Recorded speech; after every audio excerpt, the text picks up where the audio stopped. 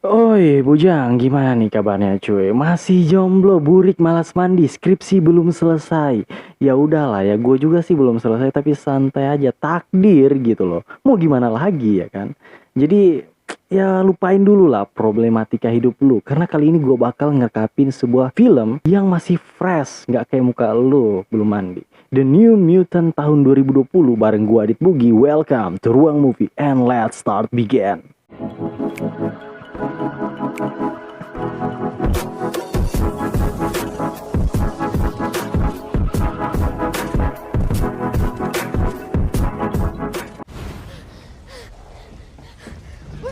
Di awal film kita diperlihatkan Daniel Munster, bukan monster, bukan bujang, bukan. Dan ayahnya yang sedang dikejar oleh sesosok monster di tengah-tengah kekacauan. Saat ayahnya ingin menyelamatkan Dani dan berusaha menghalangi si monster, ayahnya malah tewas.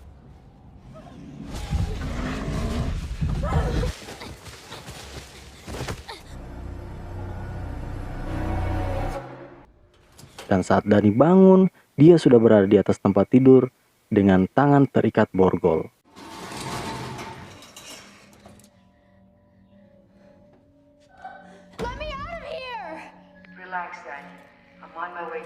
Dia bernama Dr. Reyes. Dia merupakan dokter yang merawat Denny dari insiden yang merenggut nyawa ayahnya. Ternyata tempat ini merupakan fasilitas untuk mutant yang belum bisa mengendalikan kekuatannya, sehingga harus diteliti dan dikendalikan agar tidak terjadi sesuatu yang tidak diinginkan. Kemudian scenes berpindah, di sini terlihat 4 orang mutant yang juga belum bisa mengendalikan kekuatannya secara sempurna.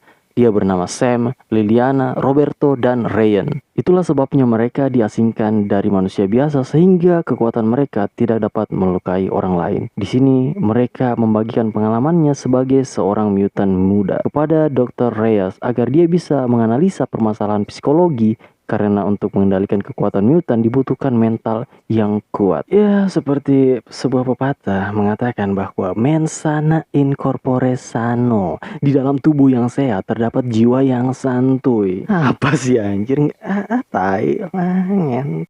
Lalu Ren pun mulai menceritakan pengalaman buruknya di mana saat usianya 13 tahun dia meminta seorang pastor untuk mendoakannya dari kemampuan mutannya.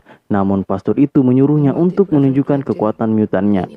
Pada saat dia berubah, pastor itu malah mengajarnya sampai hampir meninggoy dan mengatakan bahwa dia merupakan penyihir dan itu membuatnya trauma hingga sekarang. New girl. How about the one the time to be? Juliana, since you're already up, why don't you show Danny around? What? Di sini juga kita diperlihatkan karakter Liliana yang agresif, arogan, tapi seksi. Bolehlah ya untuk gue gitu cuy. Liliana yang tidak ingin membagikan ceritanya dan keluar ruangan, tapi Dani yang penasaran dengan Liliana mengikutinya keluar dan... What kind of Indian are you? Cheyenne. Wasn't actually asking. Where are we? Who knows? Dr. Reyes always says the closest town is 20 miles away. But she could be lying to keep us from trying to escape. Dani yang melihat kesempatan untuk kabur dari tempat itu segera berlari dan saat berlari dia dikejar oleh maksud saya anjing penjaga. Tapi ternyata seluruh tempat itu dikelilingi oleh portal yang tak bisa ditembus. Sontak itu membuatnya frustasi, ditambah lagi dia mengingat ayahnya yang meninggoy karena berusaha menyelamatkannya. Dan akhirnya dia memutuskan untuk bunuh diri. Namun saat dia ingin melompat, Ryan membujuknya untuk tidak menyanyiakan nyawanya.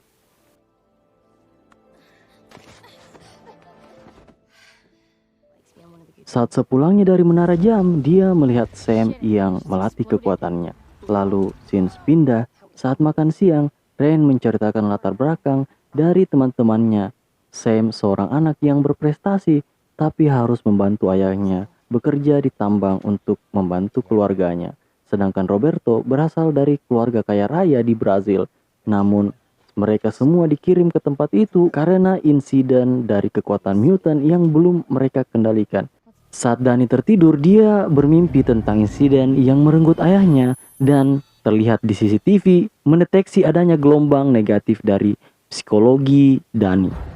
Di sisi lain, Sam masuk di dalam dunia lain di mana dia melihat ayahnya yang berada di tambang, dan saat ayahnya berbalik, What did you do?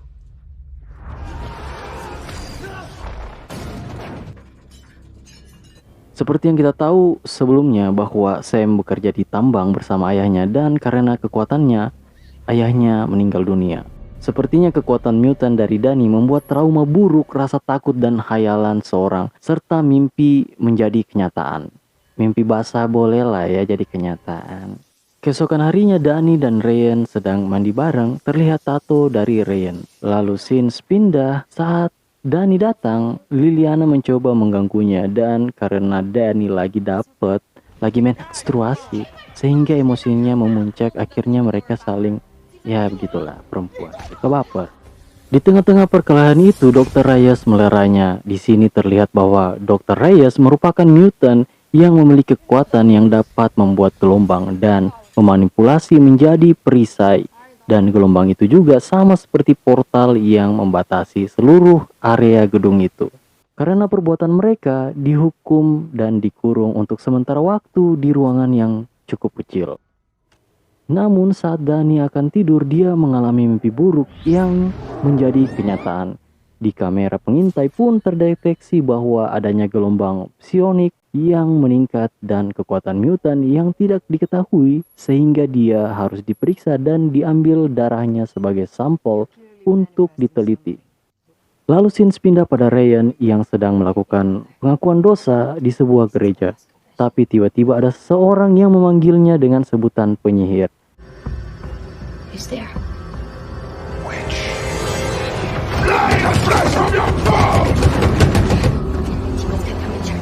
Dan kita tahu bahwa masa lalu terburuknya adalah saat dia disiksa oleh seorang pastor dan menyebutnya sebagai penyihir karena memiliki kekuatan mutant. Kemudian saat Ryan pulang, dia diajak dengan teman-temannya ke suatu tempat untuk bermain Truth or Dare dengan mesin pendeteksi kebohongan. Namun saat Danny ditanya dan mendapat giliran, Liliana menanyakan apa sebenarnya kekuatannya. Bahkan Danny pun tidak mengetahuinya. Tapi tenang saja, karena ini ruang movie, pasti kita bisa tahu apa kekuatannya. Ya enggak sih cuy? Keesokan harinya, semua bocil-bocil ini disidang oleh Dr. Reyes karena sudah bermain Truth or Dare. Di sini Sam ingin keluar dari tempat itu, namun si dokter melarang dan mengatakan bahwa semua orang akan menyalahkannya karena insiden di tambang yang telah merenggut ayahnya jika dia keluar dari tempat itu. Dan hal yang paling buruk, dia akan dipenjara karena itu. Lalu kemudian setelah semua itu terlihat Dr. Reyes yang tertidur karena diberi obat tidur oleh Liliana. Emang ini gak ada akhlak nih bocil nih, gak bisa cuy. Dan mereka sedikit bersenang-senang karena itu. Lalu Ryan dan Danny pergi ke luar melalui cerobong udara. Dan saat di luar mereka rebahan dan malah cipok-cipok dong. Emang gak ada akhlak nih bocil-bocil nih. Di sisi lain Roberto menemui Liliana yang sedang berenang santuy dan malah sama aja, malah cipok-cipok juga ya kan. Kan gue jadi pengen tapi jomblo. Ya udahlah ya, mau gimana. Namun saat asik cipok-cipok itu membuat kekuatan Roberto muncul karena merasa hot dalam dirinya, yang sontak membuatnya mengingat masa lalunya dan saat tak sengaja membunuh mantannya sendiri. Dan kemudian ternyata Liliana terekam di CCTV masih berada di kamarnya sendiri.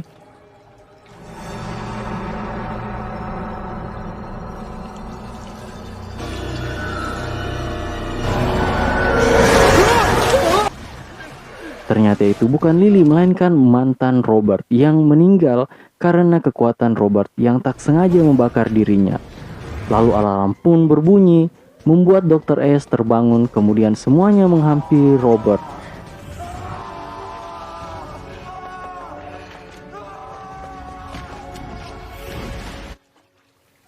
Karena hal tersebut membuat Robert ingin pergi dari tempat itu dan terjadi adu mulut antara Dr. Reyes dan Lily yang membuat dia harus dihukum lagi di penjara. Keesokan harinya Danny diinterogasi untuk menanyakan insiden yang menimpanya dan ayahnya. Ternyata monster yang mengejarnya adalah beruang iblis yang selalu diceritakan ayahnya semasa kecilnya. Lalu kemudian dia tak sengaja melihat ingatan seseorang sesuatu yang terjadi di tempat itu di masa lalu, di mana ada beberapa mutan yang dipaksa melakukan berbagai hal. Hal itu membuat psikologinya menjadi tidak stabil. Yang mengakibatkan rasa takut dari teman-temannya menjadi nyata. I killed you. Unlike Christ. Stay away from me! Loki, what's going on? Focus, Danny. Can you control?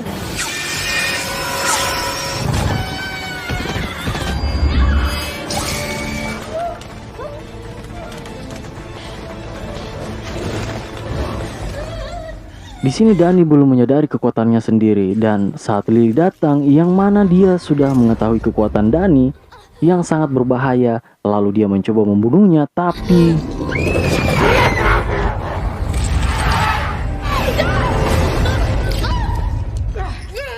setelah kejadian itu Danny menghampiri Lily dan menanyakan bahwa dia melihat ingatan Lily dan menanyakan siapa pria bertopeng itu.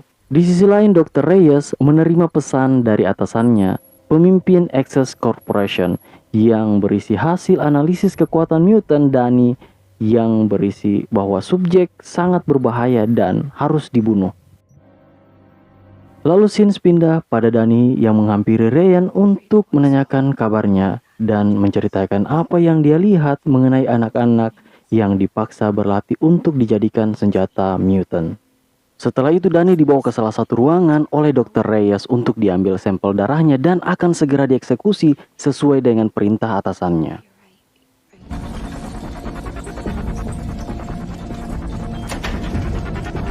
Di saat yang sama Ryan dan yang lain mendengar musik dari salah satu ruangan di tempat itu. Saat mendekat di kamar milik Lily, ternyata itu merupakan masa lalu Lily yang menjadi kenyataan. Di sini terlihat bahwa efek kekuatan Danny membuat kekuatan mutannya tidak terkendali sehingga mampu memproyeksikan mimpi buruk seseorang menjadi kenyataan. Dan Ryan segera mencari Danny untuk menyelamatkannya. Karena Lily sangat ketakutan, walaupun dia mempunyai kekuatan mutan yang sangat kuat, dia tidak bisa melakukan apa-apa dan kabur meninggalkan Sam.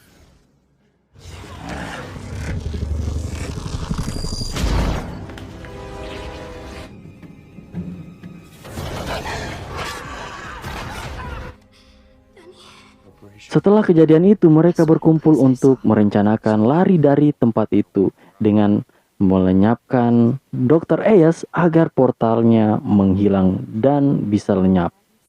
Namun naas, mereka tidak cukup kuat untuk mengalahkan Dr. Reyes. Tapi saat Danny terdesak, dia tak sengaja memanggil iblis beruang yang mana itu merupakan makhluk yang di awal scenes membunuh ayahnya dan langsung melahap Dr. Reyes. Ryan, Lily, dan yang lain berusaha menghentikan makhluk itu, tapi sayang, mereka tidak cukup kuat.